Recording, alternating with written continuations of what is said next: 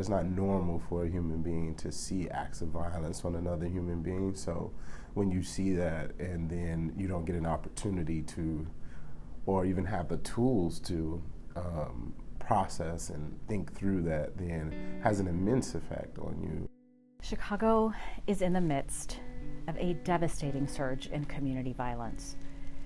It's overwhelming to think about all the lives already lost, and to think about, as I often do, all the people left behind. One of the people that I lost last year was my cousin, my little cousin. He was 19. And I remember the last conversation I had with him. I said, hey man, like, do you care if you die or anything?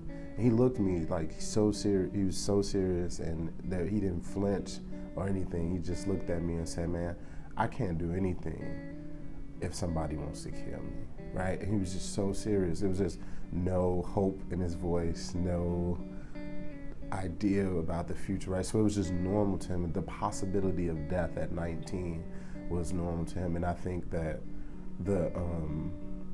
that's crazy trauma. That's like being in the army or something, like the prospect of death, like being there every day. This fear and violence are not just destabilizing lives and communities today, they are creating effects that we will see manifested for decades to come if we don't intervene. Yeah, something has to give, and I don't think, just taking that seriously, like the trauma, the waves of trauma, the people that are hurting, walking around in the community is at an all-time high right now, so in my opinion. Heartland's 2017 poverty report, Cycle of Risk, demonstrates how violence, poverty, and trauma reinforce each other and disproportionately impact historically oppressed communities. They intersect, feed one another, and share root causes. There's a lot of entry points in my life where I was exposed to trauma, beginning with at home with domestic violence, frequently seeing my father beat up my mother, especially after just drinking, which is subsequently, in terms of just like being poor, right, the pressures and the stress that comes with that. 1/3 of Illinoisans and nearly half of Chicagoans are considered low income or living in poverty, and people living in poverty experience violence at high rates.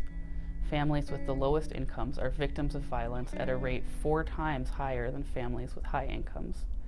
This trend holds true in rural areas as well as urban ones, and people of color bear the brunt of the violence crisis. Young black men were over half of homicide victims in Illinois in 2015, compared to just 3% of the state's population. These inequities stem from decades of policies that denied opportunities to people of color and people living in poverty. What are the systemic issues that actually got us to that position?